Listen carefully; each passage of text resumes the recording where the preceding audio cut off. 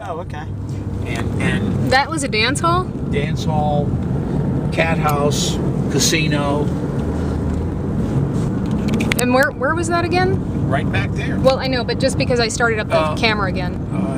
Well, right at the parish line, right at the beginning of River Road in Jefferson Parish. Oh, okay. And it was up until Prohibition ended, which was in 1932. It started in 1920. It was voted in. Women voted in. It was the first time the women voted, and they voted Prohibition in. So it was, Well, was a strong. The feminist movement and the Prohibition movement were very linked together because there were so many. That continues even today, and I deal with that a lot at Metropolitan, where people have this misconception of thinking that alcohol causes the abuse. Yeah. It does not. Yeah. It does not. It might make it worse. It might sometimes. make it worse, but no, it does not. And there are some people who even, that's really a common misconception where they genuinely believe. It makes abuse worse. But they genuinely believe that it causes it. I mean, they've actually heard them refer. She's got a point, honey. Yeah, I they actually believe that it causes it. That they refer to it. It's as if sometimes they think that they're both equivalent. That there was a girl from Russia, in fact, who would refer to it as if there wasn't anything to distinguish Russia, the two. everybody in Russia's drunk. I mean, it's the biggest social. It's been that way for years. Under Soviet Russia, the only way you could survive was with a couple of pints of vodka in you. It wasn't because of the cold winters either. Just to deal with the government, the secrecy, and everything that's else. a good segue, Dad, because talking about prohibition and alcohol. There was a story you told me once, Mom, where and you were talking about things that were aggravating, and your dad said that I think he had some nickname for you, like Carrie Nation. Carrie Nation. Yeah. How did she's that a famous prohibition? Yeah. How did that get started? How did that nickname come about?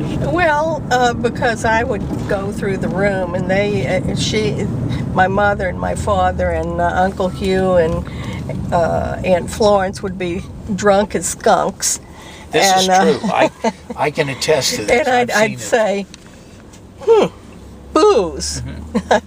Or drinking again, I see. And I could see Leslie doing this, knowing Leslie. I was kind of irritating. Honey, aggravating. you still do it about certain things. I mean, you get on your high horse. Saying those horribly, I could think as a child, Dad. I could think sexual things, Well, what? I mean, I'm being libeled here. No, you're not. Yes. I could see how a child though would have that kind of reaction to all, their parents having a habit, having this habitual ritual of getting drunk all the time. Yeah. And Gail, it was and it smelled really bad. I hated the smell of alcohol, and I could walk in the room and it just flooded over you. It was nice for us up there. And then they both smoked. Yeah. And, now, Mom, I have a question. You said that Ning Ning smoked and drank all through her pregnancies, right? Yeah. I don't know. She insists that she didn't, but I don't know. I can't imagine John not smoking around her. I mean, he was like 3 or 4 packs a day. Plus, the booze. I mean, that's a deadly combination. Yeah, I know. It's hard on kids. I mean, it's probably amazing we survived. That's why she's got asthma. I mean, as far as I'm concerned.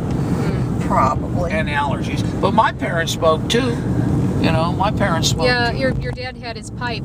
Yeah. Well, before that, it was Chesterfields. And he'd smoke those all the time. That was just very typical of your parents' generation, I think. I think so. There was a lot of drinking then, a lot of social drinking, I guess because a reaction from the Prohibition. I think also New Orleans, I think that's part of it. And all their friends drank a lot. Yeah. But I think they just liked to drink. I mean, it wasn't. We'd have, they'd be sitting there and Aunt Florence would say, "Honey, could you get me a drinky poo?" Yeah, drinky poo. That's right. When they visited us in Illinois, we'd have to, I'd have to stock up and get a case of booze because I knew they were coming in for a couple of days. Yeah. And so, I mean, it was real. And we're not, Gail, you should talk to Carlton about this. He's much more judgmental about it than we are. I mean, we were, I wasn't a teetotaler or anything. Yeah, and with Dan, I'd have a drink too. He used to say I was one of the cheapest dates. He knew because I drank very little. Yeah, I'm not, and I think I inherited, I just don't like, I drink alcohol with friends, but I genuinely am only drinking because they do. I don't like it that much. So whatever. Well, I hate the smell of alcohol. Are we close to your place of employment? No. It's kind of close to that Jefferson feed store that Blaine was talking about. I don't know where that is. So but it is a confidential This is where I got my ticket location. for speeding on the levee, right along here. Yeah.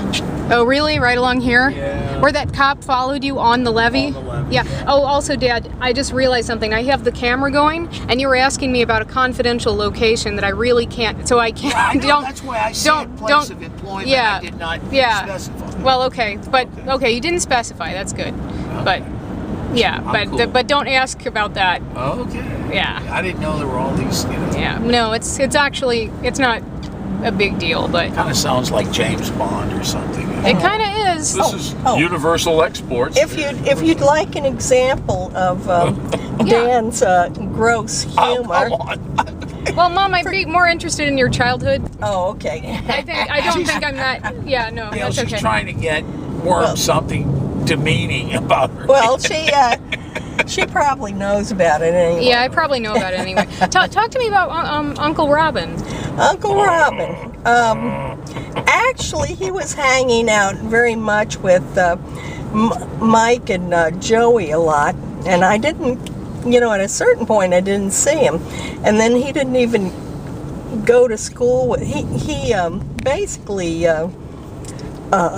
they had trouble keeping him in a school. He was the bad boy of the family. Yeah, he'd cut school and he'd get expelled and stuff like that. And they tried him at a place called École Classique. I think I've heard of that. Yeah, and he basically, bombed out of it. It was at Trinity College in Texas. I think it's in San Antonio, I think.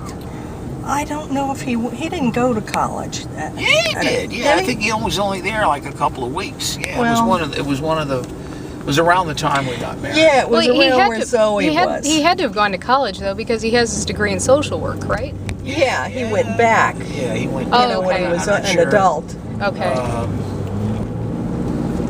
Well, first of all, he got his landscaping degree, and he took some courses over in Japan. To, That's how he met Mitsuko. Yeah, basically. Oh, and that's when he met Mitsuko. Yeah, that's when he met Mitsuko. It was on an educational tour. She taught him a few things. He was a hippie, he and Zoe were hippies. Yeah, Zoe used to wear an Indian type outfit with a headband and feathers and a buckskin coat with fringe. I probably inherited a little bit of that because I've been called a hippie lately, just recently, in fact. But it was kind of funny because Zoe is, she's not a hippie. Let's just put it that way. Well, she tried it. A lot of people did it back then, and she basically. Talk to me about Zoe as a child. Zoe, I didn't spend much time with Gail. I was pretty isolated in that household. Yeah. Really? Yeah, I don't know. It seemed like I didn't like to be around it. Well, this is why I have so much trouble with the members of the family, Gail. Remember, because I inherited this distancing. You see, they just assumed I was another version of Leslie when we got married. You think I'm making this up, but I'm not. Okay, well, let's go on to somebody else then. Okay. What about Carlton? Carlton, he's more interesting. I'll have to admit. He's very smart, and he was kind of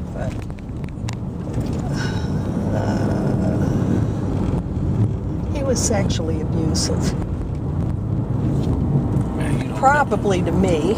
You don't know that. but I don't remember. But I do remember him being sexually abusive with Zoe. To Zoe. Yeah.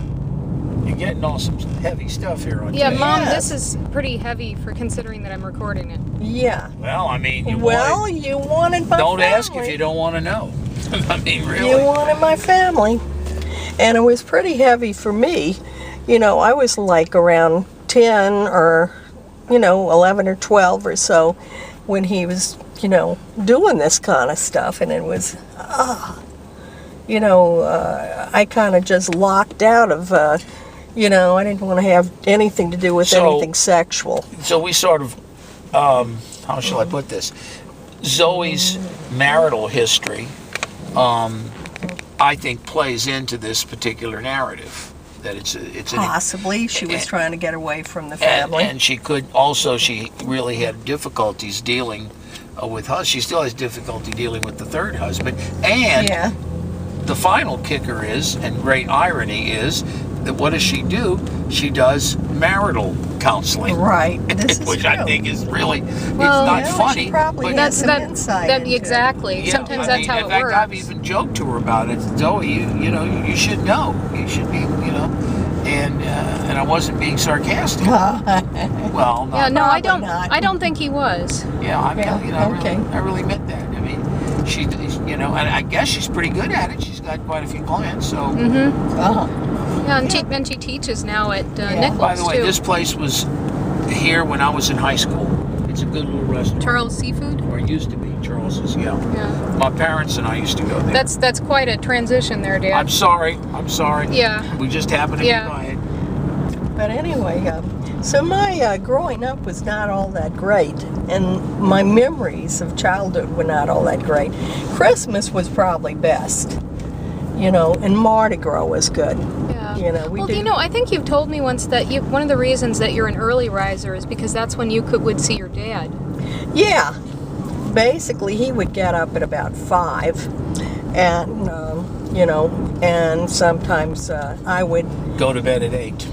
Yeah, and I would Sounds like my dad. be waking up, and I'd see him before he left, So he was rushing out as I was getting up often. And, I really didn't see him too much. He'd come home late usually, and he'd get drunk. They'd eat dinner late, later than the children did, and he'd go to bed at around 8 o'clock, and that was it. But the Dirty holidays details. were good. Holidays were good. I enjoyed the holidays, and everyone was kind of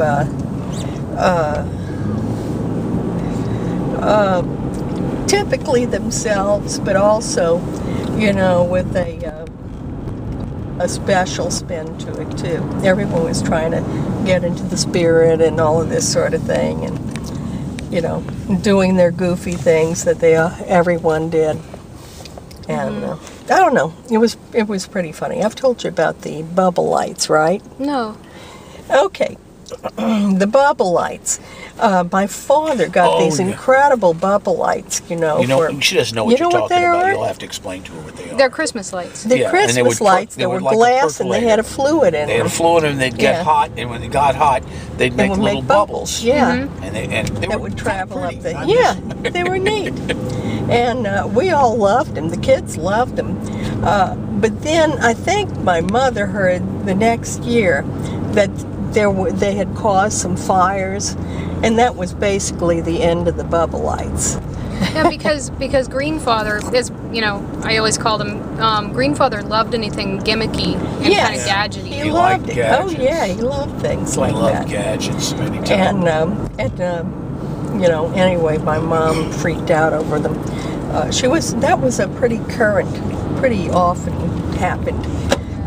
He'd do something that we all thought was fun, and he'd build up to being a whole lot of fun, and then she'd get freaked out because there was some dangerous aspect to it. Wow. So there was a lot of that going on too. Yeah. And I was something of a naughty child. Were you? And I was That's like so surprising. I was a I didn't realize it, but I was attention deficit hyperactive. Like one time I got out on a balcony on the second floor, and on the outside of the balcony rail, and I was like 3 years old or something like that, 2 or 3. So this must have been before you moved into the house on Patterson. Yes, Correct. this was a pretty high balcony. It was second story or so, but for a 3-year-old child, that's pretty Scary, yeah. Well, I wasn't scared. They were all scared, running around underneath me, trying to sweet talk me off the balcony. Good luck. Yeah. Good luck. Yeah, I don't remember the exact situation. What about the riding the bicycle off the porch? Yeah, I rode my bicycle Tell her off about the that. porch. Yeah, but anyway, I could have gotten killed right then and there. Plus, whenever we go any place, I'd run on ahead and then hide behind bushes, and then when they'd pass, I'd come up behind them. I hadn't heard all of these. This one I hadn't heard. Yeah, but these, I was pretty naughty and pretty crazy and doing a lot of wacky stuff. And I kept on doing wacky stuff basically into my teenage years, except I would, what would I do? Well, I basically shut myself in my room. I got sick of fooling with my brothers and sisters and my mother and father and their friends, So, Gail, try to appreciate with this background. When I appeared on the scene and was invited to dinner the first time I met her older brother Carlton, he was wearing blue jeans, no shoes, no shirt, and I came over and gave him my hand to shake hands and meet him, and his response was to belch at me. Yeah. And that was the high point of the evening. It went down from there. Yeah. And that was kind of And I remember at one point, as I said, they treat me as if they thought I was Leslie. Introducing Uncle Hugh as Unky. Yeah. To Dan. She introduced. And I didn't think this was at all strange. She says, "Oh, I want you to meet Unky." Yeah. What was I supposed to say? Hi, Unky. And so I just stuck out my hand, didn't say anything. He was okay, except he was a borderline alcoholic too. Former U.S. Navy submarine captain during World War II against the Japanese. He had some great submarine stories to tell. He was also a naval attaché in Florence, and that his wife Florence knew. They both knew a little Italian from that experience. Oh yeah, and they had traveled a lot. I think this is the right one. I hope And it's the right one here. yeah, they would. What are you looking for? Roosevelt. I think I'll get to it. It's okay. I'm not lost anyway. Yeah. Oh, are you driving to your mom's house? No. Well, we're going to be close to it. But, I'm just trying to avoid the traffic. Right. What was I going to say now? Something about Unky, he was actually a naval engineer. And I remember at the Worked for particular Higgins, moment that I introduced him, Unky was. He did not remember the introduction, Dan. Yeah. Well, he was sitting there practically drool hanging out of his mouth at the time. He would try. His thing was that whenever you met him, he'd say, "Have you ever tried a Count Negroni?" And I had no idea. There is such a drink, and it's this Italian cocktail, and it's got like brandy and 3 or 4 different kinds of liqueurs. I mean, you're going to throw your guts up the next morning, and it's really strong. And Did he fix you one? He fixed me a big Count Negroni, gosh. and that was my introduction to Hugh. Wow. He's gone now, and so is Florence. In fact, they're all gone. Yeah. You want to see? You They want to were see all my mother's house, characters. Gail? Do we have time? Well, we're right by. Okay, sure. You know? They were all characters in my family. We all had, And we all kind of went our different ways, too. Robin and Zoe were real close. Robin to and one Zoe another. have always been like the Bobbsey twins. I mean, they're just... Yeah. I guess it makes sense in that kind of household that certain people would get very close and others, others would distance That's why themselves. it's so hard for me to get to know any of them, is what I've been trying to explain to you. And secondly, why they did not, and I have told this to Robin. I think the message finally got through because Tabo actually talked. First time that Tabo's ever talked to me, Gail, and he's 31 years old, 32 years old. This is the first time on this trip. Oh. And it's because Robin and Zoe both insulated their children from us. You think? I know. And I have complained about it bitterly. So I had these nephews and nieces that I didn't. What am I doing here? Where are we? I'm on It's 5 Hudson Street. Yeah. I'm taking her to my mother's house. Okay. Both of them. Yeah, this is getting familiar. This was my mother's house. This guy doesn't take care of it at all. This Yeah, used to be- it's very dilapidated. Yeah, this used to be neat as a pin. He's a slob. Oh, well. No. My dad planted that pecan tree right there. Yeah, there's the pecan tree. Yep. Okay. Oh my goodness, it was And just actually, prolific my father too. designed this house. This was his. Oh, that's right. He designed it Yeah, he too. did the blueprints for it. all. And that little That house, pecan little tree in flat top particular house was across the just street was so built About prolific. 1955. That right there.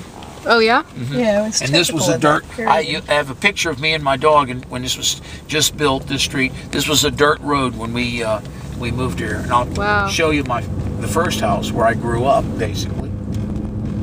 You see that? Yeah, big tree? the camera is still rolling, by You the see way. that big Okay. tree? Yeah. My father and I planted that. Oh, no kidding. Yeah. That big one right there. Yep. Yep. Yeah, we went out in the woods and dug it up and brought it out. What type of tree is it? It's It's an oak. It's An a oak? white oak, I think. Yeah. Oh, how cool is that? And it's a big old tree now. So. Yep, it is. So boy, it doesn't look. They put this No, red it stucco does crap. not. It's in the front. ugly. Yeah, and they changed the pillars some. But I remember when that porch was built, and I don't know if they've still got the garage. I think they changed it, or they tore down the garage. What is it still back there? I can't tell. With that, The sun can't is see with pretty the intense. glare. There's Yeah. something. Yeah. It looks like a. Well, Yeah. I don't know if the garage is still there. They've got that carport in front of it. Anyhow, that's the house I grew up in, Wayne, but it looked a whole lot different then. And my younger brother, Robin, was always getting into trouble. I would do these crazy, obnoxious things, but Robin would really do things that were kind of scary. Like he'd go How about hunting. the golf club? Oh yeah, yeah. One time he was trying to hit a ball with the golf ball with the golf club, and he was standing behind Mike, who was using the golf club, and got hit. If you've ever noticed, there's a scar right over his left eye. That's the golf club. And basically, it scared the death out of my mom and dad. Most people would say something else. Yeah. And basically, he was okay 20 stitches later. Wow. Yeah. And he had We're gradually stitches getting there, Blaine. I'm inside. sure you think I'm taking you around the rainbow here. That's but all right. He had Most of the people I went to stitches grammar on the school with inside, and, to Jesuit and then lived stitches on the right over there. outside. They did that back then. It was called grammar school, not elementary school. They wouldn't take the inside stitches out, but they would remove the outside stitches. The inside stitches would just get absorbed. There's a standard poodle there. Not a bad looking dog. If you're into poodles. You didn't tell them about Colette. Oh yeah, we had dogs and cats through all of this too. That was my Yeah. other big Yeah. impression of the house. When I first knew Leslie, Smelled like dogs. well, not just that. There were a minimum of 10 animals in the house every time I'd visit. Wow. And usually some strange people, and usually everybody was drunk when I get there, or close to it. Not me. Not Leslie, but it was, and Zoe was the cheerleader in the midst of all this.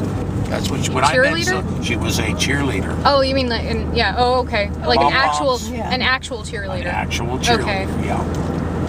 And I think she bought the idea that blondes. She was blonde. Yeah. That blondes were stupid. Yeah. And she'd act really ditzy. Yeah, I think she, Gail, you do need to know all this because it'll help you understand why you probably think that I'm hostile to them or that I'm cynical about them. But, if you ask me, any question about Robin, I'd probably ask you, well, which Robin are you talking about? And the same would be true about Zoe. And Robin's probably high attention deficit, hyperactive too. And he's the only one that I think I might be too. Yeah, he's the only one in the family, by the way, that didn't attend our wedding. Robin? Mm-hmm. Right. Really? Good old Robin Tanner. I think he was... well, I'm not sure. He may have been in detox when that was going on. Yeah, or he may have been messing with the military, too. He went AWOL. There was stuff going on. I mean, I got to a point where I didn't want to know anymore, and I just tuned out. I just tuned Robin out. He had a real crazy period. He'd do things like... was involved in quite a bit of criminal activity of one sort or another. Well, drugs mainly. Yeah, well, it was just drugs, though, right? Yeah, not just drugs. So I just, kind of tuned him out for a while. I just didn't. And then after we got married... I don't know about... Did he ever talk to you about any crime that he did? Well, there was a lot of shady stuff. And where there's shade, there's more shade, I think. But I don't have... he didn't talk to you about Perry, it. You were Perry just Mason didn't, convict him of anything. But I don't know of any real criminal activity. After we got married, he came over and visited us a couple of times, But he'd just kind of show up. Robin wasn't the kind of person that you could say, come on over for dinner. It wasn't that kind of thing, But every now and then, there'd be a knock on the door, especially when we lived on Broadway. And remember this. Put this in context, Gail. We got married in 1968, which is usually considered the most heated up year of the 1960s, which as a decade was very different from what you're living through now. It was the worst year in Vietnam. It was the year that Hubert Humphrey was defeated for the presidency and Richard Nixon was elected, which brought in a whole bunch, and he was elected saying that he would end the war in 6 months, and we were in the war for another 7 years. Okay, so that was just a lot of stuff that went on, and of course it was the year of, there were all sorts of riots and protests, Vietnam protests all the time. Yeah, I think they made it. When was the Watts riot? Watts, I think those were also, that was 68. Yeah, that was with the death of Martin Luther King. Yeah, that was that summer. That was just that was just before we got married. So it was a very tense time, and during this time there was a lot of social role changing and role playing on it. People were for example, there was a term called the weekend hippie, just like today you have the term soccer mom and so forth. It was a recognizable social niche.